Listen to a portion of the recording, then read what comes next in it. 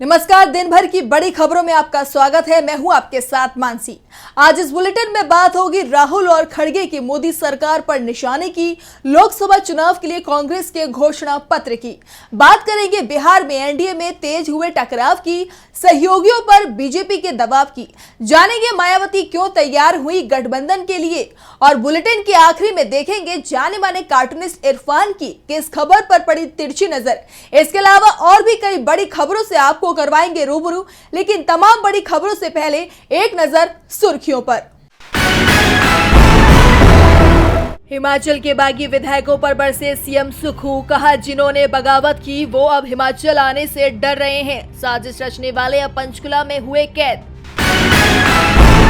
शाहजहां शेख मामले में फंसी बंगाल सरकार, हाईकोर्ट से ईडी को अवमानना केस दायर करने की दी मंजूरी। सुप्रीम कोर्ट से भी बंगाल सरकार को नहीं मिली राहत। अमेरिका के राष्ट्रपति चुनाव में रिपब्लिकन कैंडिडेट की दौड़ में डोनाल्ड ट्रंप का रास्ता हुआ साफ। निक्की हेली ने रिपब्लिकन उम्मीदवार की दौड़ से हटने का लिया फैसला। तेजी के साथ बंद हुआ शेयर बाजार, सेंसेक्स 409 अंकों की तेजी के साथ 74,086 अंक पर हुआ बंद। निफ्टी 118 अंकों की तेजी के साथ 22,474 पर। ये तो थी सुर्खियां। अब बात आज की सबसे बड़ी खबर की। कांग्रेस की न्याय यात्रा का आज मध्य प्रदेश में आखिरी दिन था। अब ये यात्रा 7 मार्च की सुबह 11 बजे रतलाम से राजस्थान में प्रवेश करेगी। भारत जोड़ो न्याय यात्रा के दौरान बदनावर में बड़ी रैली हुई, जिसमें राहुल के साथ पार्टी अध्यक्ष मल्लिकार्जुन खड़गे भी शामिल हुए। तो क्या कहा इस रैली में राहुल ने, देखिए ये रिपोर्ट। राहुल गांधी की भारत जोड़ो न्याय यात्रा का आज मध्य प्रदेश में आखिरी दिन था। यात्रा का रात्रि विश्राम सलाना में हुआ। 7 मार्च की सुबह 11 बजे ये राजस्थान में प्रवेश करेगी। इससे पहले राहुल ने धार जिले के बदनावर में जनसभा ली, जिसमें उन्होंने मध्य प्रदेश में आदिवासी युवक के अपमान का मुद्दा उठा दिया। राहुल ने कहा कि बीजेपी कमजोरों का अपमान करती है, यही उसकी विचारधारा है। सिर्फ आदिवासी के साथ नहीं, दलितों के साथ, गरीबों के साथ, जहाँ भी ये कमजोर लोगों का अपमान कर सकते हैं, ये करते हैं। बीजेपी आदिवासियों को उनका हक कभी नहीं देगी। वो तो इन्हें आदिवासी मानते ही नहीं, बल्कि वनवासी कहते हैं, क्योंकि आदिवासी देश के असली मालिक हैं। अगर वे आपको आदिवासी कहेंगे तो उन्हें आपको जल, जंगल, जमीन देनी पड़ेगी। हम आपको आदिवासी मानते हैं, इसीलिए आपके लिए ट्राइबल बिल लाए, जमीन अधिग्रहण बिल लाए, आपको आपका हक देने का काम दिया। राहुल ने पीएम मोदी को निशाने पर लेते हुए कहा कि मोदी सरकार रोजगार नहीं देती, सारे छोटे बिजनेस को मोदी ने बंद कर दिया। नोटबंदी की, जीएसटी की, इससे छोटे उद्योग धंधे बंद हो गए। पूरा काम 2 से 3 अरबपतियों के लिए हो रहा है। आपकी जमीन, पानी और जंगल वो ले जाते हैं। इसीलिए कांग्रेस की सरकार आने पर पहला काम जाति जनगणना करना है। इससे सब पता चल जाएगा किसके पास कितना धन है, सब सामने आ जाएगा। ये क्रांतिकारी कदम है। हमारी सरकार बनेगी तो हम किसानों को एमएसपी की कानूनी गारंटी देंगे। रैली में कांग्रेस अध्यक्ष मल्लिकार्जुन खड़गे ने कहा कि पीएम मोदी की गारंटी थी, हर साल 2 करोड़ नौकरियां दूंगा, सभी के खाते में 15 लाख रुपए डालूंगा, किसानों की आमदनी दुगनी करूंगा, किसानों को एमएसपी दूंगा। लेकिन किया कुछ भी नहीं, क्योंकि मोदी झूठों के सरदार हैं। भारत जोड़ो न्याय यात्रा के साथ कांग्रेस चुनाव की तैयारियों में भी जुटी हुई है। पार्टी की चुनाव समिति की 7 मार्च को ही बैठक होगी और उम्मीद है कि देर रात को उम्मीदवारों की सूची भी जारी हो जाएगी। इसके साथ ही पार्टी ने अब चुनाव का घोषणा पत्र भी तैयार कर लिया है। तो क्या है कांग्रेस के घोषणा पत्र में खास, देखिए ये रिपोर्ट। लोकसभा चुनावों के लिए कांग्रेस का घोषणा पत्र तैयार हो गया है। सीडब्ल्यूसी की मोहर लगने के बाद कभी भी इसे जारी किया जा सकता है। इस बार कांग्रेस चुनाव के ऐलान के तुरंत बाद ही अपने घोषणा पत्र को जारी करने का प्लान बनाया है। पार्टी के घोषणा पत्र में गरीब, किसान, महिला और युवाओं पर विशेष फोकस रखा गया है। पार्टी के घोषणा पत्र में 20 बड़े वादे किए गए हैं, जिसमें युवाओं के लिए केंद्र सरकार के 30 लाख खाली पद भरे जाएंगे, जॉब कैलेंडर जारी होगा, सरकारी परीक्षा निशुल्क होगी, पेपर लीक के खिलाफ कठोर कानून, इसके लिए फुल प्रूफ प्लान बनाया जाएगा, सेना में अग्निपथ योजना बंद होगी, ग्रेजुएट और डिप्लोमाधारी बेरोजगारों को हुनरमंद बनाने के लिए भत्ता, महिला के लिए महिलाओं को 6,000 प्रतिमाह, केंद्र सरकार की नौकरियों में 33% आरक्षण, हाई कोर्ट और सुप्रीम कोर्ट में महिला जजों की संख्या बढ़ाई जाएगी, गैस सिलेंडर की कीमत को कम किया जाएगा। वहीं ओबीसी के लिए जाति आधारित जनगणना कराई जाएगी। ओबीसी आरक्षण की सीमा बढ़ाई जाएगी।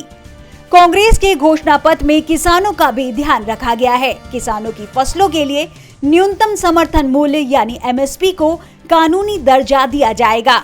मुस्लिम समाज के लिए सच्चर कमेटी की सिफारिशें लागू करने की बात कही गई है।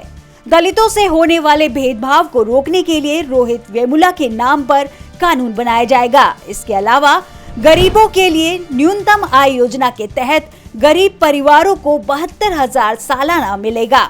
मनरेगा की दिहाड़ी बढ़ाकर 400 रुपए की जाएगी। इसके अलावा स्वास्थ्य सेवाओं के लिए गहलोत सरकार की चिरंजीवी योजना की तर्ज पर स्वास्थ्य बीमा योजना, ग्रामीण बच्चों के लिए स्कॉलरशिप के साथ ही आर्टिफिशियल इंटेलिजेंस को बढ़ावा दिया जाएगा। कांग्रेस और इंडिया गठबंधन चुनावों की तैयारी में तेजी से जुटा हुआ है। इंडिया में सीटों का बंटवारा भी हो चुका है, तो दूसरी तरफ एनडीए बिखरता हुआ दिखाई दे रहा है। 2 मार्च को पीएम मोदी बिहार पहुंचे थे, लेकिन उनके साथ चिराग पासवान और उपेंद्र कुशवाहा ने मंच साझा नहीं किया। और 6 मार्च को जब पीएम बिहार के बेतिया पहुंचे तो हालात और भी ज्यादा बिगड़ गए। तो कैसे पीएम मोदी के दौरे ने बिहार एनडीए में बढ़ा दिया है टकराव, देखिए ये रिपोर्ट। 2 मार्च को पीएम मोदी बिहार आए थे। औरंगाबाद और बेगूसराय में पीएम मोदी ने रैली की, लेकिन इस रैली में न तो एलजेपी आर के चीफ चिराग पासवान शामिल हुए, न ही राष्ट्रीय लोक मोर्चा के अध्यक्ष उपेंद्र कुशवाहा। बिहार के सीएम नीतीश कुमार जरूर इसमें शामिल हुए।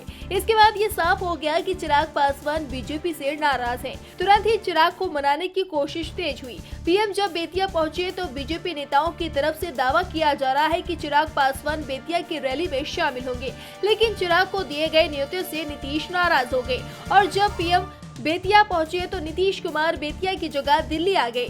जेडीयू का दावा है कि नीतीश को 7 मार्च को यूके जाना है, जिस कारण से वो पीएम मोदी की रैली में शामिल नहीं हो रहे हैं। चिराग के चलते नीतीश कुमार ने पीएम की रैली से दूरी बनाई, तो दूसरी ओर चिराग पासवान भी पीएम की रैली में शामिल होने के लिए नहीं पहुंचे। जिस समय बेतिया में पीएम की रैली हो रही थी, उस समय चिराग दिल्ली में थे। इसके बाद साफ हो गया कि एनडीए में अभी तक टकराव चल रहा है और चुनाव से पहले ये बिखरता हुआ दिखाई दे रहा है। दरअसल बीजेपी पर आरोप लग रहे हैं कि वो सहयोगियों को उनका हिस्सा देने को तैयार नहीं है, जिस कारण से बिहार में एनडीए बिखरता हुआ दिख रहा है। तो महाराष्ट्र में भी हालात ऐसे ही दिखाई दे रहे हैं। यहाँ भी बीजेपी के सहयोगी मुश्किल में दिख रहे हैं, कारण सीटों का बंटवारा ही है। महाराष्ट्र में एनडीए के सहयोगी दलों बीजेपी, शिवसेना और एनसीपी के बीच सीटों के बंटवारे में बीजेपी की ही चली है। एकनाथ शिंदे और अजीत पवार को बीजेपी के सामने झुकना पड़ा है। बीजेपी ने कम सीटें होने के बावजूद एकनाथ शिंदे को सीएम पद तो सौंप दिया, लेकिन लोकसभा चुनाव में उनके हिस्से की सीटें छीन ली। 2019 के लोकसभा चुनाव में शिवसेना को एनडीए गठबंधन में 22 सीटें मिली थी, लेकिन इस बार उद्धव से बगावत करने की कीमत शिंदे की शिवसेना को चुकाना पड़ रहा। सेना इस बार सिर्फ 10 सीटों पर ही चुनाव लड़ेगी। सबसे बड़ी बात तो ये है कि शिंदे गुट के साथ 13 सांसद हैं। ऐसे में 3 सांसदों के क्षेत्र में बीजेपी का उम्मीदवार तय हो गया है। दूसरी तरफ अजीत पवार को भी तगड़ा झटका लगा है। 1 दर्जन से ज्यादा सीटों की डिमांड कर रहे अजीत पवार को 6 सीटों पर ही समेट दिया गया। अजीत पवार पिछले साल ही एनडीए में शामिल हुए हैं। महाराष्ट्र सरकार में उन्हें डिप्टी सीएम बनाया गया है, लेकिन उनकी पार्टी को भी चुनाव में जबरदस्त झटका लगा है। बीजेपी ने एनसीपी और शिवसेना दोनों को 18 सीटों के अंदर ही समेट दिया है, जबकि बीजेपी ने अपने पास 32 सीटें रखी हैं। महाराष्ट्र में 35 साल में ऐसा पहली बार होगा जब बीजेपी राज्य में 32 सीटों पर चुनाव लड़ेगी। इससे पहले पार्टी ने सबसे ज्यादा 26 सीटों पर चुनाव 2019 के लोकसभा चुनाव में लड़ा था। एक तरफ एनडीए गठबंधन में टकराव तेज हो रहा है, तो विपक्षी दल तेजी से चुनाव की तैयारियों में जुटे हुए हैं। इस बीच तेलंगाना से भी बीजेपी के लिए झटके देने वाली खबर सामने आई है। बीजेपी राज्य में खुद को कांग्रेस का विकल्प बनाने की कोशिश कर रही है, लेकिन अब वो मुकाबले से बाहर होती दिख रही है। बीएसपी ने यहाँ ऐसा दांव खेला है कि बीजेपी मुश्किल में आ गई है। तो क्या है मायावती का दांव, देखिए ये रिपोर्ट। बीजेपी को केंद्र की सत्ता से हटाने के लिए इस बार विपक्षी दलों ने एकजुट होकर इंडिया गठबंधन तैयार किया है। इस गठबंधन में 2 दर्जन से ज्यादा बड़े दल शामिल है, जिससे बीजेपी पहले ही परेशान दिख रही थी और अब बीएसपी ने उसकी परेशानी को और बढ़ा दिया है। बीएसपी ने गठबंधन का ऐलान कर दिया है। फिलहाल तो बीएसपी इंडिया गठबंधन में शामिल नहीं हुई है, लेकिन तेलंगाना में भारत राष्ट्र समिति के साथ बीएसपी का समझौता हो गया है और इस गठबंधन से सबसे बड़ा झटका बीजेपी को ही लगा है, क्योंकि वो तेलंगाना में खुद को कांग्रेस का विकल्प बता रही थी। राज्य में कांग्रेस पहले से ही बेहद मजबूत स्थिति में है। ऐसे में बीआरएस और बीएसपी गठबंधन के बाद अब बीजेपी चुनाव से पहले ही लड़ाई से बाहर होती हुई दिखाई दे रही है। बीआरएस चीफ के चंद्रशेखर राव ने बीएसपी और बीआरएस के गठबंधन का ऐलान किया है। केसीआर ने कहा कि बीआरएस और बीएसपी का गठबंधन काफी कारगर होने वाला है। इसको लेकर हमने कई पहलुओं पर एक साथ मिलकर काम किया है। अभी सीटों को लेकर तय नहीं किया गया है कि कितनी सीटों पर चुनाव लड़ना है। इसके लिए आज हम बैठक करेंगे जिसमें सीटों को लेकर चर्चा की जाएगी। आपको बता दें कि यह फैसला तब लिया गया जब एक दिन पहले ही बीआरएस ने 4 सीटों पर अपने उम्मीदवारों का ऐलान किया है। वहीं तेलंगाना बीएसपी के प्रदेश अध्यक्ष आरएस प्रवीण ने पीएम नरेंद्र मोदी और केंद्र की बीजेपी सरकार पर निशाना साधते हुए कहा कि देश में संविधान को खत्म करने की साजिश हो रही है। बीएसपी बीआरएस की दोस्ती तेलंगाना को पूरी तरह से बदल देगी। बीजेपी के लिए हर ओर से मुश्किलें बढ़ाने वाली खबरें आ रही हैं और पार्टी की सबसे ज्यादा मुश्किलें तो किसानों ने बढ़ा दी हैं। किसानों ने आज दिल्ली कूच का ऐलान किया था और इसका असर अब अगले 2 दिन बाद दिखाई भी देगा, लेकिन इससे दिल्ली में अभी से ही हालात बिगड़ते दिखाई देने लगे हैं। देखिए ये रिपोर्ट। किसानों के विरोध प्रदर्शन का आज 23वां दिन रहा।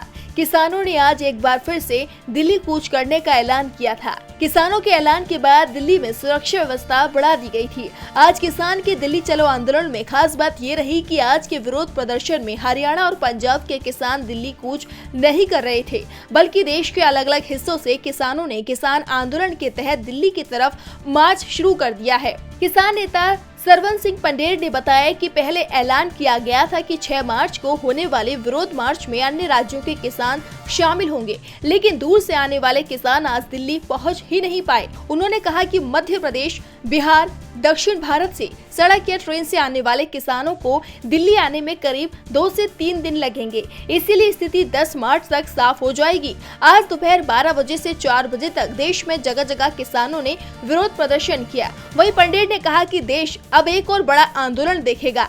बता दें कि किसानों ने फसलों के लिए न्यूनतम समर्थन मूल्य पर कानूनी गारंटी समेत अपने विभिन्न मांगों के समर्थन में 10 मार्च को 4 घंटे के लिए देशव्यापी रेल रोको आंदोलन का भी आह्वान किया है। 14 मार्च को दिल्ली के रामलीला मैदान में किसानों की महापंचायत रखी गई है। किसान नेता सरवन सिंह पंडेर और जगजीत सिंह डल्लेवाल ने कहा है कि हम पीछे नहीं हटेंगे, मांगे पूरी होने तक संघर्ष जारी रहेगा। किसानों के आंदोलन से बीजेपी दबाव में दिखाई दे रही है, तो दूसरी ओर मध्य प्रदेश से एक ऐसी खबर सामने आई है जिससे डबल इंजन सरकार भी हैरान परेशान दिखाई दे रही है। दरअसल यहाँ एक यूनिवर्सिटी एडमिट कार्ड जारी करने के बाद पेपर कराना ही भूल गई, तो कैसे हुई ये गड़बड़, देखिए ये रिपोर्ट। एमपी के जबलपुर की रानी दुर्गावती विश्वविद्यालय की बड़ी चूक सामने आई है, जिसने हजारों छात्रों को परेशान कर दिया, उनके भविष्य को संकट में डाल दिया।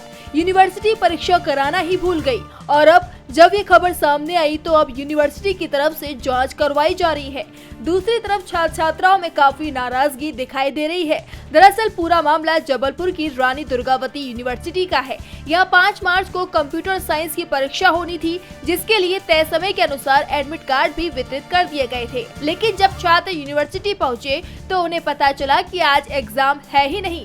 इतना ही नहीं, यूनिवर्सिटी ने एग्जाम के पेपर तक तैयार नहीं किए थे, जिस पर छात्रों ने विरोध प्रदर्शन करते हुए जमकर नाराजगी जताई। छात्रों का कहना था कि ये उनके भविष्य के साथ खिलवाड़ है। वे पूरे मन से तैयारी करके एग्जाम देने आए थे और यहाँ परीक्षा की कोई व्यवस्था ही नहीं थी।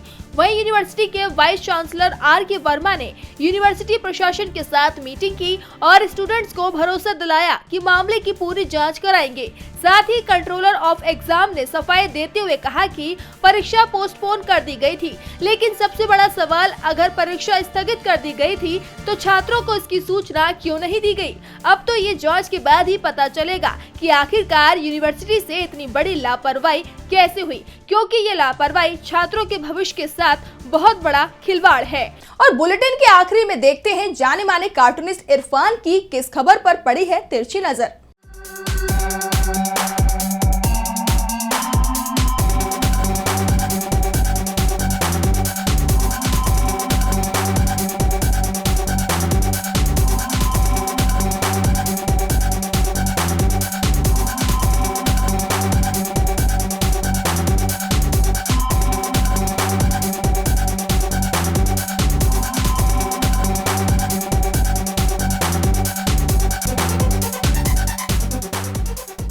चुनाव का मौसम है और पीएम नरेंद्र मोदी रोज रोज नई कैच लाइन ला रहे हैं। वहीं पर विपक्ष उनको बाउंड्री लाइन पर कैच करने के लिए तैयार बैठा हुआ है। अब उनका नया शगुफा आया है कि मेरा परिवार, काश पिछले 10 साल में वो अपने परिवार नहीं बल्कि जनता के परिवारों के बारे में सोचते, जिसके लिए वो पिछले 10 साल से इंतजार कर रही है।